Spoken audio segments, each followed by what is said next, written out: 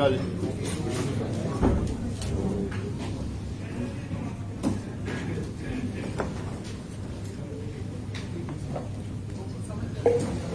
करिए जी गल जी।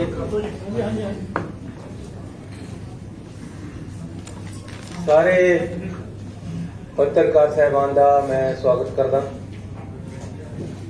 ਅਸੀਂ ਅੱਜ कैबिनेट ਦੇ ਵਿੱਚ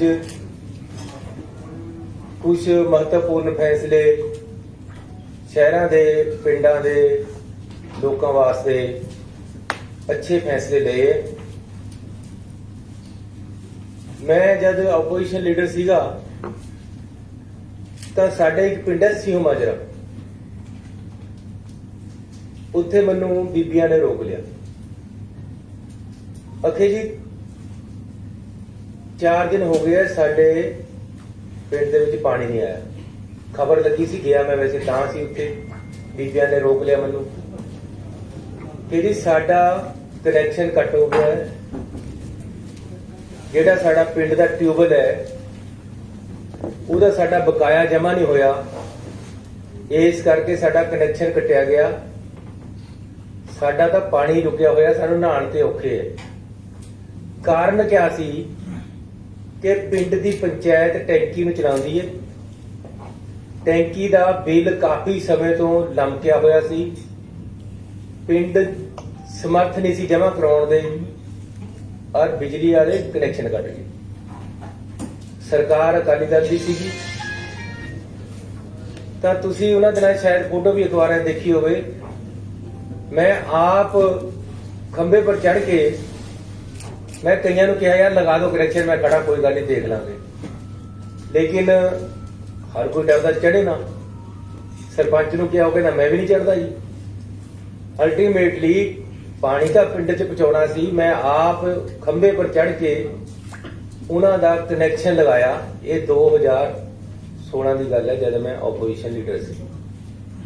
जब मैं सोचिया सी कि जिस तरह असी किसानां दियां 50, 60, 100 या 200 हर पिंड दे विच मोटरां दा बिल माफ किया होया है, उसे तरह पिंड दे जिहड़े सिटीजन है, चाहे वो किसी वर्ग दे है, उन्हां नूं जिहड़ी पानी दिंदी है मोटर, उहदा भी बिल माफ करा। सेम शहरां विच भी है स्थिति। सो अज असी एक महत्वपूर्ण फैसले दे नाल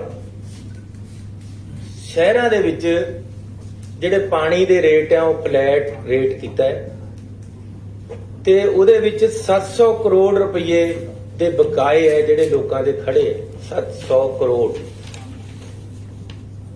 ਸਮਰਥ ਨਾ ਹੋਣ ਕਰਕੇ ਦੇ ਨਹੀਂ ਰਹੇ ਲੋਕ।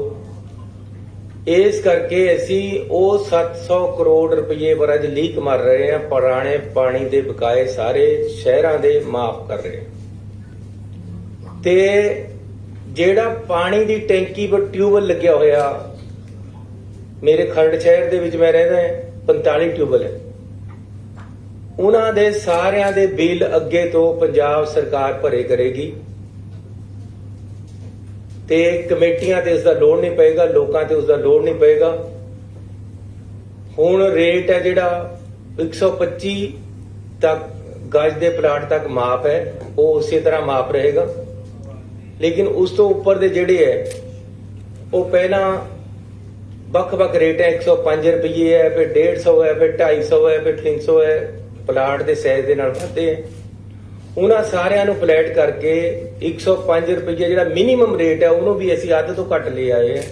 50 रुपये ਅਸੀਂ रेट फिक्स करता पूरे पंजाब ਦੇ ਵਿੱਚ, सिर्फ 50 रुपये देंगे। ਇਹ भी ਸਾਡੀ केंद्र सरकार दे नाल पंजाब सरकार ने पहला एक कमिटमेंट करी हुई है कि जेड़े सरकार दियां केंद्र दियां ग्रांटां आउंदियां वो कहंदे जी तुहानूं यूजर चार्जेस लेने पैणगे। उस तहत सानूं 50 रुपये मिनिमम लेने पैणे। इस करके असीं 50 रुपये मिनिमम रेट जिहड़ा वो पिंडां ते शहरां वास्ते फिक्स कर रहे हैं। इसे तरह एक बहुत बड़ी राहत शहरां दे हर वर्ग दे हर परिवार ਨੂੰ ਅਸੀਂ ਦੇ ਰਹੇ ਹਾਂ, ਜਿਹੜੀ ਕਿ 700 ਕਰੋੜ ਰੁਪਏ ਅਸੀਂ ਉਹਨਾਂ ਦਾ ਪਾਣੀ ਦਾ ਬਕਾਇਆ ਮਾਫ ਕਰ ਰਹੇ ਹਾਂ। ਤੇ ਨਾਲ ਇਸ ਦੇ ਮੈਂ ਤੁਹਾਨੂੰ ਦੱਸਣਾ ਚਾਹੁੰਦਾ ਕਿ ਪਿੰਡਾਂ ਦੇ ਵਿੱਚ ਪਾਣੀ ਦੀਆਂ ਟੈਂਕੀਆਂ ਦੇ ਬਿੱਲ ਜਿਹੜੇ ਕਿ ਪੰਚਾਇਤਾਂ ਤੇ ਖੜੇ ਹੈ मेरे इलाके का पिंड है घड़ूआ, 1 करोड़ रुपया उन्होंने पानी का बकाया बिल खड़ा है, बिजली का ट्यूबवैल का, उन्होंने ट्यूबवैलों का 10-15 साल से जमा नहीं हो रहा। सरपंच मेरे पास 30 दिन आ जाता है कि जी साडा कनैक्शन कट्टण आ गए। सो ये जिहड़ा सरपंचां दे उपर पंचायतां दे उपर तलवार लमकदी रहिंदी, इहनूं बिल्कुल खत्म कर रहे हैं। साडी कैबिनेट ने फैसला कर लिया, FM साहब ने मंजूरी देती है ते असी 1168 करोड़ रुपए दे बिजली दे बकाए बिल माफ कर रहे हैं पंचायतां दे, पिंडां दे लोकां नूं राहत देण वास्ते। इहदे नाल ही पिछले बिल तक दा जिन्ना बकाया है पिंडां दे लोकां दा, जिस तरह शहरां दे लोकां दा माफ कीता है, चाहे वो किसे वर्ग दे है। मैं क्लीयर कर दवां, आम तौर ते फिर कह दिंदे जी तां फलाणे दे कीते तां ओहदे कीते, इदां नहीं है। ਜਿਹੜਾ ਬੰਦਾ ਪਿੰਡ 'ਚ ਵਸ ਰਿਹਾ, ਜਿਹੜਾ ਬੰਦਾ ਸ਼ਹਿਰ 'ਚ ਵਸ ਰਿਹਾ, ਉਹਨਾਂ ਦੇ ਪੁਰਾਣੇ ਬਿਜਲੀ ਦੇ ਬਿੱਲਾਂ ਦੇ ਬਕਾਏ ਆ ਜਿਹੜੇ, ਉਹਨਾਂ ਪਰ ਅੱਜ ਅਸੀਂ ਲਾਈਨ ਮਾਰਤੀ ਹੈ ਕੈਬਨਿਟ ਨੇ, ਉਹਨਾਂ ਤੋਂ ਅੱਗੇ ਤੋਂ ਨਹੀਂ ਵਸੂਲੇ ਜਾਣਗੇ। ਅੱਗੇ ਤੋਂ ਪਹਿਲਾਂ 166 ਰੁਪਏ ਬਿਜਲੀ ਪਾਣੀ ਦਾ ਬਿੱਲ ਆਉਂਦਾ ਹੈ ਹਰ ਪਿੰਡ ਦੇ ਹਰ ਬਸਿੰਦੇ ਨੂੰ, ਹੁਣ ਅਸੀਂ ਉਹਦਾ ਫਲੈਟ ਰੇਟ ਕਰਤਾ ਹੈ, ਕਿਉਂਕਿ ਬਿਜਲੀ ਦਾ ਜਿਹੜਾ ਬਿੱਲ ਹੈ ਅੱਗੇ ਨੂੰ मोटर जिहड़ी चलदी है ਉਹਦਾ बिल सरकार ने देना, अगे तो ਅਸੀਂ ਭਰਾਂਗੇ बिजली बोर्ड ਨੂੰ, बिजली बोर्ड ਨੂੰ ਤਾਂ पैसे देने पैने, पंजाब सरकार देगी। ਤੇ ਲੋਕਾਂ ਦਾ 166 ਤੋਂ ਘੱਟ ਕੇ ਸਿਰਫ ਉਹਨਾਂ ਦਾ ਅਸੀਂ ਖਰਚਾ ਕੈਲਕੂਲੇਟ ਕੀਤਾ ਹੈ ਕਿ ਪਿੰਡ ਦੇ ਵਿੱਚ ਇੱਕ ਬੰਦਾ ਮੋਟਰ ਚਲਾਉਂਦਾ ਹੈ, ਕਦੇ ਮੋਟਰ ਖਰਾਬ ਹੋ ਜਾਂਦੀ ਠੀਕ ਕਰਨੀ ਪੈਂਦੀ ਹੈ, ਕੋਈ ਲੀਕੇਜ ਹੋ ਜਾਂਦੀ ਛੋਟੀ ਮੋਟੀ, 50 ਰੁਪਏ, ਕਿਉਂਕਿ ਇਹ ਕੇਂਦਰ ਸਰਕਾਰ ਦਾ ਇੱਕ ਕਾਨੂੰਨ ਦੇ ਵਿੱਚ ਅਸੀਂ ਬੱਝੇ ਹੋਏ, ਸਾਨੂੰ ਲਾਉਣੇ ਪੈਂਦੇ ਆ, ਇਸ ਕਰਕੇ 50 ਰੁਪਏ ਫਲੈਟ ਰੇਟ ਅਸੀਂ ਲੋਕਾਂ ਵਾਸਤੇ ਕਰਕੇ ਦੇ ਰਹੇ ਹਾਂ। 50 ਰੁਪਏ 'ਚ ਇਹ ਉਹਨਾਂ ਨੂੰ ਪਾਣੀ ਮਿਲੇਗਾ, 70% ਦੀ ਰਿਬੇਟ ਹੈ ਅਸੀਂ ਉਹਨਾਂ ਨੂੰ ਦੇਤੀ ਹੈ। ਅੱਗੇ ਤੋਂ ਪੰਚਾਇਤ ਨੇ ਪੈਸੇ ਨਹੀਂ ਜਮ੍ਹਾਂ ਕਰਾਉਣੇ, ਬਿਜਲੀ ਦੇ ਸਰਕਾਰ ਉਹਨਾਂ ਨੂੰ ਦੇਗੀ। ਇਹ 2 ਵੱਡੀਆਂ ਰਾਹਤਾਂ। ਮੈਂ ਧੰਨਵਾਦੀ ਹਾਂ ਆਪਣੀ ਕੈਬਨਿਟ ਦਾ, ਅਫਸਰ ਸਾਹਿਬਾਨ ਦਾ, ਬੜੀ ਸੂਝ-ਬੂਝ ਦੇ ਨਾਲ, ਔਰ ਖਾਸ ਤੌਰ ਤੇ ਫਾਈਨਾਂਸ ਡਿਪਾਰਟਮੈਂਟ ਦਾ, ਜਿਹੜਾ ਕਈ ਸਾਡੇ ਵਿਰੋਧੀ ਕਹੀ ਜਾਂਦੇ ਖਜ਼ਾਨਾ ਖਾਲੀ ਹੈ ਜੀ, ਇਹ ਹੈ ਜੀ, ਉਹ ਹੈ ਜੀ। ਪੰਜਾਬ ਦਾ ਖਜ਼ਾਨਾ ਕਦੇ ਖਾਲੀ ਨਹੀਂ ਹੁੰਦਾ, ਨਾ ਅਸੀਂ ਖਾਲੀ ਹੋਣ ਦੇਣਾ, ਭਰਿਆ ਰਹੇਗਾ। ਔਰ ਅਸੀਂ ਪੰਜਾਬ ਦੇ ਲੋਕਾਂ ਨੂੰ ਸਹੀ ਪ੍ਰਸ਼ਾਸਨ ਔਰ ਸਹੀ ਸਹੂਲਤਾਂ ਜਿਹੜੀਆਂ ਉਹਨਾਂ ਦੀਆਂ ਬਣਦੀਆਂ, ਸਹੀ ਰੇਟਾਂ ਤੇ ਬਿਜਲੀ ਔਰ ਪਾਣੀ ਸੀਵਰੇਜ ਦੇਣ ਲਈ ਵਚਨਬੱਧ ਹੈ। ਸਹੀ ਔਰ ਪੜ੍ਹਾਈ ਹੈ ਜਿਹੜੀ ਉਹ ਵਧੀਆ ਕੁਆਲਿਟੀ ਐਜੂਕੇਸ਼ਨ ਦੇਣ ਲਈ ਵਚਨਬੱਧ ਹੈ, ਔਰ ਅਸੀਂ ਦੇਵਾਂਗੇ। ਇਸ ਲਈ ਇੱਕ ਫੈਸਲਾ, ਇਹ 2 ਫੈਸਲੇ ਮੈਂ ਤੁਹਾਨੂੰ ਦੱਸੇ ਆ ਜਿਹੜੇ ਵੱਡੇ ਅੱਜ ਪੰਜਾਬ ਸਰਕਾਰ ਵੱਲੋਂ ਲਿੱਤੇ ਗਏ ਹੈ। ਇੱਕ ਹੋਰ ਫੈਸਲਾ ਹੈ ਜਿਹੜਾ ਅੱਜ ਅਸੀਂ ਵੱਡਾ ਲਿਆ ਹੈ ਕਿ ਪਿਛਲੀਆਂ ਸਰਕਾਰਾਂ ਨੇ ਫੈਸਲਾ ਕਰਤਾ ਸੀ ਕਿ ਜਿਹੜੇ IAS ਹੈ ਇਹ ਤਾਂ ਹੋਣਗੇ ਰੈਗੂਲਰ ਭਰਤੀ, A ਕਲਾਸ B ਕਲਾਸ ਹੋਣਗੇ ਰੈਗੂਲਰ ਭਰਤੀ, C ਕਲਾਸ ਰੈਗੂਲਰ, ਲੇਕਿਨ ਜਿਹੜਾ D ਕਲਾਸ ਹੈ ਜਿਹਦੇ ਵਿੱਚ ਚਪੜਾਸੀ, ਜਿਹਦੇ ਵਿੱਚ ਡਰਾਈਵਰ, ਜਿਹਦੇ ਵਿੱਚ ਬੇਲਦਾਰ, ਜਿਹਦੇ ਚ ਟੈਕਨੀਸ਼ੀਅਨ, ਜ਼ਿਆਦਾ ਗਿਣਤੀ ਜਿਹੜੇ ਬੰਦੇ ਨੇ +2 ਕੀਤੀ ਹੈ, BA ਤੱਕ ਇਹ ਰੁਕ ਗਿਆ, ਜਾਂ ਗਰੀਬ ਪਰਿਵਾਰਾਂ ਦੇ ਬੰਦੇ, ਮਿਡਲ ਕਲਾਸ ਦੇ ਬੰਦੇ ਜਿਨ੍ਹਾਂ ਨੂੰ ਨੌਕਰੀ ਨਹੀਂ ਮਿਲ ਰਹੀ, ਉਹਨਾਂ ਨੇ ਤਾਂ ਇਹੀ ਕੁਝ ਲੱਗਣਾ ਹੁੰਦਾ। ਉਹਨਾਂ ਦੀਆਂ ਜਿਹੜੀ ਭਰਤੀ ਹੈ ਉਹ ਆਊਟਸੋਰਸ ਕਰ ਦਿੱਤੀ ਸੀ। ਅਸੀਂ ਉਸ ਡਿਸੀਜਨ ਨੂੰ ਸਰਕਾਰ ਦੇ ਨੂੰ ਬਦਲ ਰਹੇ ਹਾਂ। ਹੁਣ ਕੀ ਕਰਤਾ ਸੀ ਕਿ ਜੇ ਚਪੜਾਸੀ ਰਿਟਾਇਰ ਹੋ ਗਿਆ ਤਾਂ ਪੋਸਟ ਵੀ ਨਾਲੇ ਖਤਮ ਹੋ ਜਾਣੀ, ਅੱਗੇ ਇਹਨੂੰ ਭਰਤੀ ਹੋ ਨਹੀਂ ਕਰਨਾ। ਜੇ ਕਰਨਾ ਹੈ ਤਾਂ ਆਊਟਸੋਰਸ ਕਰਨਾ ਹੈ। ਆਊਟਸੋਰਸ ਕਿੰਨਾ, 5000 7000 ਜਾਂ 10000, ਇਹਦੇ ਚ ਕਿਤੇ ਗੁਜ਼ਾਰਾ ਹੁੰਦਾ? ਜਿਸ ਤੋਂ ਕੰਮ ਲੈਣਾ ਹੈ ਉਹਦਾ ਪਰਿਵਾਰ ਵੀ ਪੜਨਾ ਚਾਹੀਦਾ।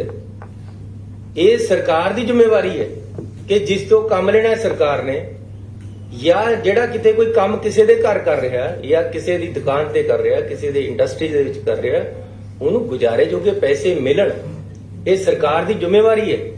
ਅਸੀਂ ਇਨਸ਼ੋਰ ਕਰਨਾ ਹੈ। ਲੇਕਿਨ ਜੇ ਅਸੀਂ ਆਪ ਇਸ ਤਰ੍ਹਾਂ ਕਰਾਂਗੇ ਕਿ ਆਊਟਸੋਰਸ ਦੇ ਬੰਦੇ ਰੱਖਾਂਗੇ, ਸਾਰੀ ਉਮਰ ਉਹਨਾਂ ਦੇ ਤਲਵਾਰ ਲਟਕਦੀ ਰਹਿੰਦੀ ਜਦ ਤੱਕ ਨੌਕਰੀ ਕਰਦੇ ਰਹਿੰਦੇ ਕਿ ਅੱਜ ਕੱਟ ਤੇ ਕੱਲ ਕੱਟ ਤੇ ਜਦ ਮਰਜ਼ੀ ਕੱਟ ਦੋ।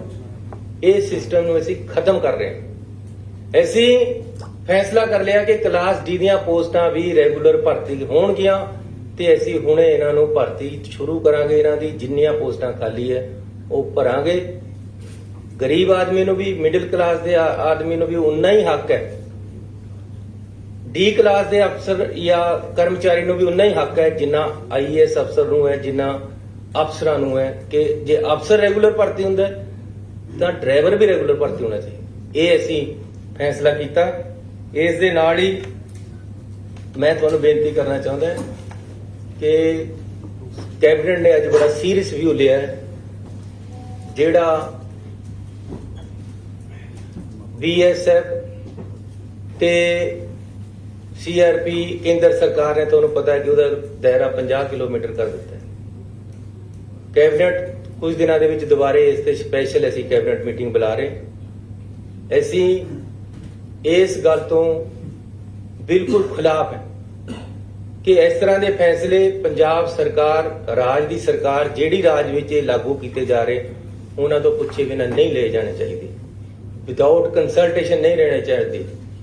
ਔਰ ਜਿਹੜਾ ਲਾਅ ਐਂਡ ਆਰਡਰ ਹੈ ਉਹ ਸਟੇਟ ਸਬਜੈਕਟ ਹੈ। ਅਸੀਂ ਸક્ષਮ ਹੈ, ਪੰਜਾਬ ਸਰਕਾਰ ਸક્ષਮ ਹੈ। ਜੇ ਪੰਜਾਬ ਸਰਕਾਰ ਦੀ, ਪੰਜਾਬ ਦੀ ਪੁਲਿਸ ਅੱਤਵਾਦ ਖਤਮ ਕਰ ਸਕਦੀ ਹੈ ਤਾਂ ਇਹ ਸક્ષਮ ਹੈ ਕਿ ਕਿਸੇ ਵੀ ਘਟਨਾ ਨੂੰ ਹੋਣ ਤੋਂ ਰੋਕ ਸਕਦੀ ਹੈ। ਔਰ ਅਸੀਂ ਹਰ ਤਰ੍ਹਾਂ ਦੀ ਲੜਾਈ ਦੇਸ਼ ਵਾਸਤੇ, ਕੌਮ ਵਾਸਤੇ, ਆਪਣੇ ਸੂਬੇ ਦੀ ਤਰੱਕੀ ਵਾਸਤੇ, ਲਾਅ ਐਂਡ ਆਰਡਰ ਮੇਨਟੇਨ ਕਰਨ ਵਾਸਤੇ ਕਰਨੇ ਨੂੰ ਤਿਆਰ ਹੈ। ਔਰ ਅਸੀਂ ਸક્ષਮ ਹੈ। ਇਸ ਕਰਕੇ 15 ਕਿਲੋਮੀਟਰ ਤੇ 50 ਕਿਲੋਮੀਟਰ ਕਰਨਾ ਕਿਸੇ ਤਰ੍ਹਾਂ ਵੀ ਜਾਇਜ਼ ਨਹੀਂ ਹੈ। ਅਸੀਂ ਇਸ ਦਾ ਵਿਰੋਧ ਕਰਦੇ ਹਾਂ। ਬਿਲਕੁਲ ਕਲੀਅਰ ਸ਼ਬਦਾਂ ਦੇ ਵਿੱਚ ਕੈਬਨਿਟ ਮੀਟਿੰਗ ਬੁਲਾਈ ਹੈ। ਮੈਂ ਚਿੱਠੀ ਲਿਖੀ ਹੈ। FM ਸਾਡੇ ਹੋਮ ਮਿਨਿਸਟਰ ਸਾਹਿਬ ਹੈ, ਇਹਨਾਂ ਨੇ ਹੋਮ ਮਿਨਿਸਟਰ ਨੂੰ ਚਿੱਠੀ ਲਿਖੀ ਹੈ। ਕੈਬਨਿਟ ਦੇ ਵਿੱਚ ਗੱਲ ਕਰਕੇ ਪਾਸ ਕਰਾਂਗੇ। ਜ਼ਰੂਰਤ ਪਈ ਤਾਂ ਆਲ ਪਾਰਟੀ ਮੀਟਿੰਗ ਕਰਾਂਗੇ। ਬਾਕੀ ਪਾਰਟੀਆਂ ਨੂੰ ਵੀ ਨਾਲ ਲੈ ਕੇ ਚੱਲਾਂਗੇ। ਇਹ ਸਾਰੇ ਪੰਜਾਬ ਦੀ ਲੜਾਈ ਹੈ, ਕੱਲੀ ਕਿਸੇ ਇੱਕ ਪਾਰਟੀ ਦੀ ਜਾਂ ਕੱਲੇ ਕਿਸੇ ਸਰਕਾਰ ਦੀ ਲੜਾਈ ਨਹੀਂ ਹੈ। ਇਸ ਕਰਕੇ ਜੇ ਜ਼ਰੂਰਤ ਪਈ, ਨਹੀਂ ਹੋਏਗਾ ਤਾਂ ਸਪੈਸ਼ਲ ਵਿਧਾਨ ਸਭਾ ਦਾ ਸੈਸ਼ਨ ਵੀ ਇਸ ਮੁੱਦੇ ਤੇ ਸੱਦਿਆ ਜਾਏਗਾ। ਨਾਲ ਹੀ ਮੈਂ ਸੁਖਬੀਰ ਬਾਦਲ ਜੀ ਦੀ ਇੱਕ ਪ੍ਰੈਸ ਕਾਨਫਰੰਸ ਦੇਖੀ ਹੈ। ਮੈਂ ਉਹਨਾਂ ਨੂੰ ਬੇਨਤੀ ਕਰਨਾ ਚਾਹੁੰਦਾ ਕਿ ਸੈਂਸਿਟਿਵ ਇਸ਼ੂ ਹੈ, ਪੂਰੇ ਸੂਬੇ ਦੀ ਗੱਲ ਹੈ। ਸੂਬੇ ਦੀ ਜਿਹੜੀ ਜੋ ਇਹਦੇ ਕਨਸਟੀਟਿਊਸ਼ਨਲ ਰਾਈਟ ਹੈ, ਸਟੇਟ ਐਂਡ ਸੈਂਟਰਲ ਸਟੇਟ ਦੇ ਰਿਲੇਸ਼ਨ ਹੈ, ਜੋ ਫੈਡਰਲ ਸਿਸਟਮ ਸਾਡਾ ਕਨਸਟੀਟਿਊਸ਼ਨ ਸਾਨੂੰ ਦਿੰਦਾ ਹੈ, ਉਸ ਦੇ ਅਧਿਕਾਰਾਂ ਦੀ ਗੱਲ ਹੈ। ਇਸ ਕਰਕੇ ਇਸ ਨੂੰ ਭੜਕਾਊ ਸ਼ਬਦਾਂ ਦੇ ਵਿੱਚ ਨਾ ਕਰੋ। ਅਸੀਂ ਪੰਜਾਬ ਦੇ ਵਿੱਚ ਅਮਨ ਸ਼ਾਂਤੀ ਬਹਾਲ ਕਰਨਾ ਸਰਕਾਰ ਦੀ ਜ਼ਿੰਮੇਵਾਰੀ ਹੈ। ਅਸੀਂ ਉਸ ਤੇ ਖੜੇ ਹੈ। ਕਿਸੇ ਤਰ੍ਹਾਂ ਵੀ ਅਸੀਂ ਅਮਨ ਸ਼ਾਂਤੀ ਭੰਗ ਨਹੀਂ ਹੋਣ ਦੇਵਾਂਗੇ।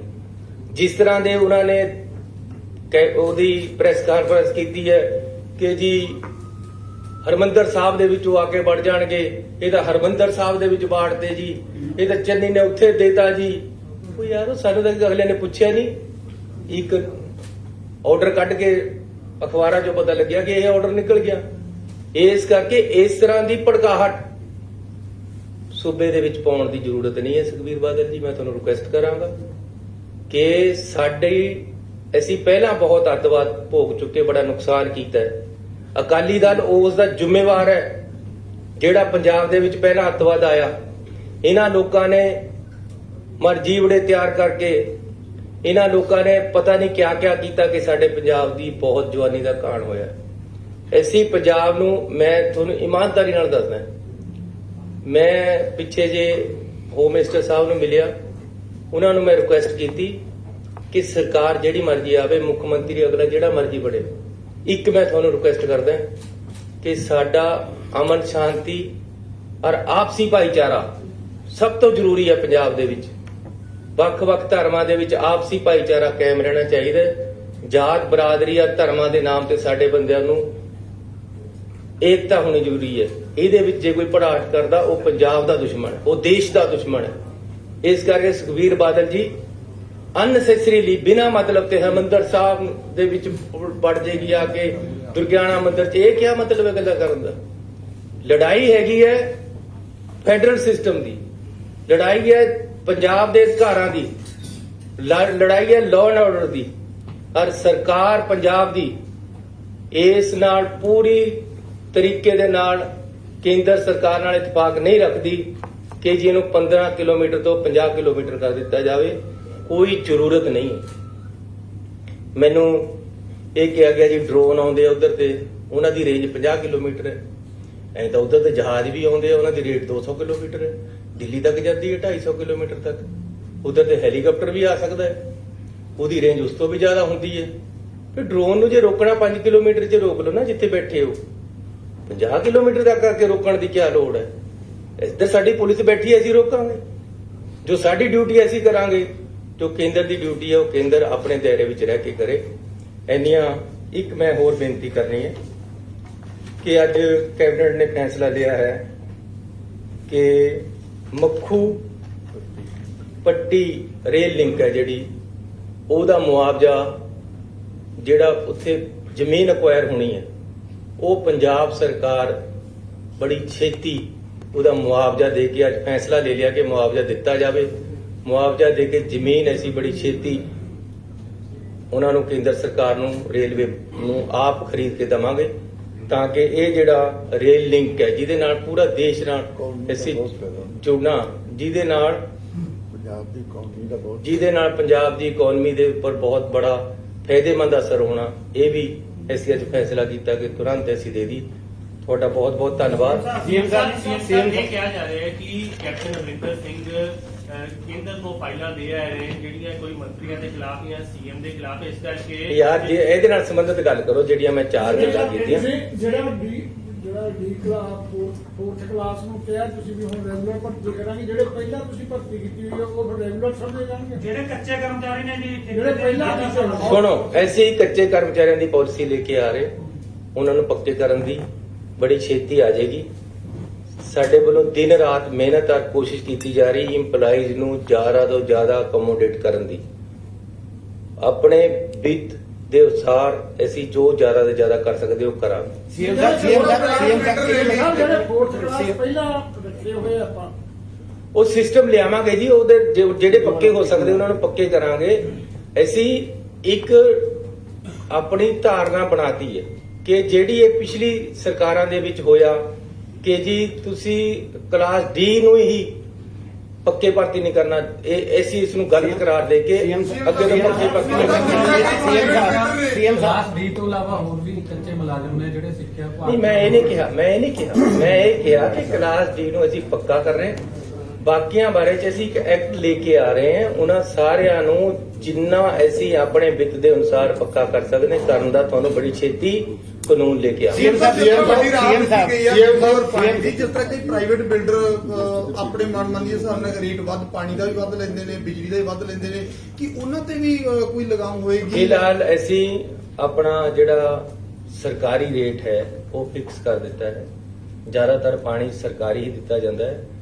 ਜਿਹੜਾ ਪ੍ਰਾਈਵੇਟ ਵਾਲੇ ਹੈ ਉਹ ਆਪਸ ਦੇ ਵਿੱਚ ਸੁਸਾਇਟੀਆਂ ਬਣਾ ਕੇ ਚੱਲਦੇ ਆ, ਉਹ ਉਹਨਾਂ ਦੇ ਆਪਣੇ ਰੇਟ ਹੈ, ਉਹਨਾਂ ਬਾਰੇ ਚ ਇਹਦੇ ਬਾਰੇ ਐਸੀ ਕੋਈ ਹੋ ਨਹੀਂ। ਸੀਐਮ ਸਾਹਿਬ ਰਾਜਮੀਤ ਜੀ ਦੱਸੋ ਸਰ, ਟੋਟਲ ਤੁਹਾਡੀ ਫਾਈਨੈਂਸ਼ੀਅਲ ਲਾਇਬਿਲਿਟੀ ਕਿੰਨੀ ਬਣ ਜਾਏਗੀ ਜੇ ਪਿਛਲਾ ਬਕਾਇਆ ਤੇ ਅਗਲਾ ਫਲੈਟ ਰੇਟ ਕਰਨ ਨਾਲ ਟੋਟਲ ਤੁਹਾਡਾ ਅਮਾਉਂਟ ਸਰਕਾਰ ਤੇ ਕਿੰਨਾ ਵੱਡਾ? ਦੇਖੋ, ਵਿੱਤ ਮੰਤਰੀ ਜੀ ਬੈਠੇ ਹੈ, ਅਸੀਂ ਹਰ ਚੀਜ਼ ਨੂੰ ਨਾਪ ਤੋਲ ਕੇ ਕਰ ਰਹੇ ਹਾਂ।